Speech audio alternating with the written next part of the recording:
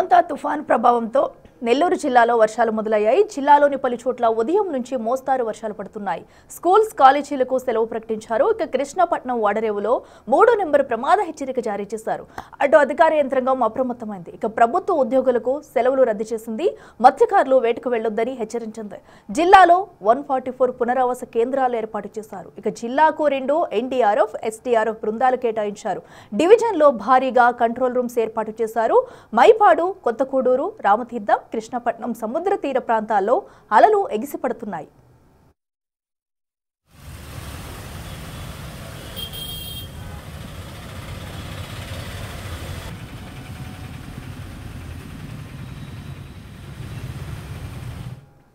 రెడ్డిగా నెల్లూరు వ్యాప్తంగా కూడా వర్ష ప్రభావం గురించి మరింత సమాచారం మా ప్రతినిధి సురేందర్ అందిస్తారు.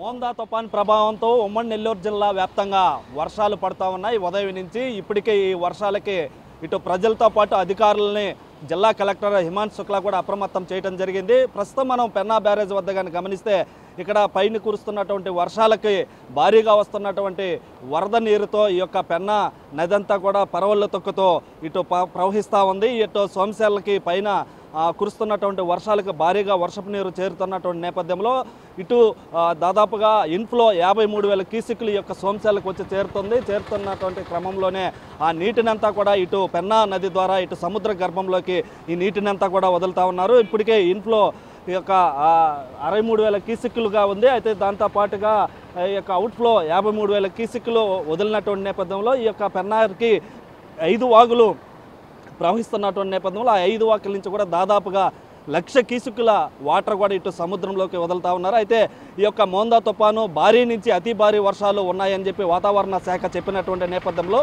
ఇప్పటికే అధికారులంతా కూడా అప్రమత్తం అయ్యి 104 కేంద్రాలను కూడా ఏర్పాటు చేయడం జరిగింది. సురక్షిత కేంద్రాలకి ఇప్పటికే ప్రజలను కూడా అప్రమత్తం చేసి తరలిస్తూ ఉన్నారు. అయితే ఆ యొక్క అధికారులంతా కూడా కంట్రోల్ రూమ్ ఏర్పాటు చేసి ఇటు జిల్లా కలెక్టర్ ఆఫీస్తో పాటు రెవెన్యూ డివిజన్లో కూడా ఈ యొక్క కంట్రోల్ రూమ్ను ఏర్పాటు చేశారు. ఎవరికి ఎంత అత్యవసరమైనా కానీ ఈ యొక్క కంట్రోల్ రూమ్లను సంప్రదిస్తే ఇటు అధికారులు కూడా అందుబాటులో ఉంటారని చెప్పడం జరిగింది. అయితే ఈ మోందా తుఫాన్ ప్రభావంతో ఇటు నేడు కళాశాలలకు, పాఠశాలలకు కూడా సెలవు ప్రకటించడం జరిగింది. అధికారులంతా కూడా సెలవు తీసుకోకుండా ఉండాలని, ఈ యొక్క తుఫాన్ నుంచి ప్రజలకి ఎలాంటి అవసరమైన ఎలాంటి విపత్కర పరిస్థితులు ఎదురైనా ప్రజలకి అండగా ఉండాలని చెప్పి కూడా ఇటు అధికారులు సూచించిన నేపథ్యంలో ఇప్పటికే అధికారులంతా కూడా అప్రమత్తమయ్యి ఈ యొక్క మోంతా తుఫాన్ని కూడా ఎదుర్కొనేందుకు ఇటు అధికారులంతా కూడా సిద్ధంగా ఉన్నారు.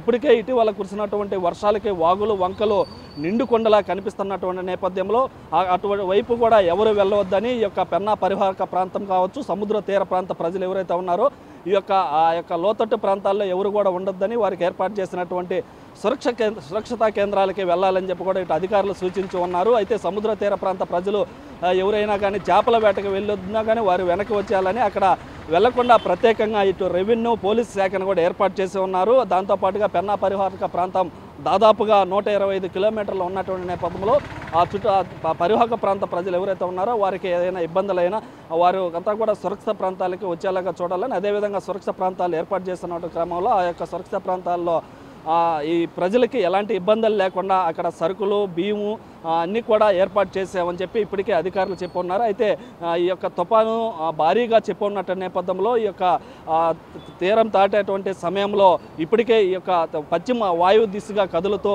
చెన్నైకి 600 కిలోమీటర్ల దూరంలో, కాకినాడకి 680 కిలోమీటర్ల దూరంలో, ఇటు వైజాగ్కి 710 కిలోమీటర్ల దూరంలో ఈ యొక్క పశ్చిమ వాయువు దిశగా కూడా ఇదంతా కూడా కదులుతుందని చెప్పి ఇటు వాతావరణ శాఖ చెప్పినట్టు నేపథ్యంలో ఇప్పటికే వర్షాలు ఉదయం నుంచి పడుతున్నటువంటి నేపథ్యంలో ఆ యొక్క ప్రజలంతా కూడా అప్రమత్తంగా ఉండి అధికారులు ఎప్పుడు ఎలాంటి అవసరమైనా కూడా అధికారులు అందుబాటులో ఉంటారని వారికి తెలియజేయాలని కూడా ఇటు కలెక్టర్ చెప్పినటువంటి నేపథ్యంలో ఈ వర్షాలకి ఎవరు కూడా పాతబడినటువంటి ఇళ్లల్లో లేకుండా, అదేవిధంగా విద్యుత్ స్తంభాలతో లేకుండా అందరూ అప్రమత్తంగా ఉండి ఈ యొక్క మోంతా తుఫాన్ని కూడా ఎదుర్కోవాలని చెప్పి చెప్తా ఉన్నారు. కెమెరామెన్ మనోజ్తో సురేంద్ర, బిగ్ టీవీ, నెల్లూరు.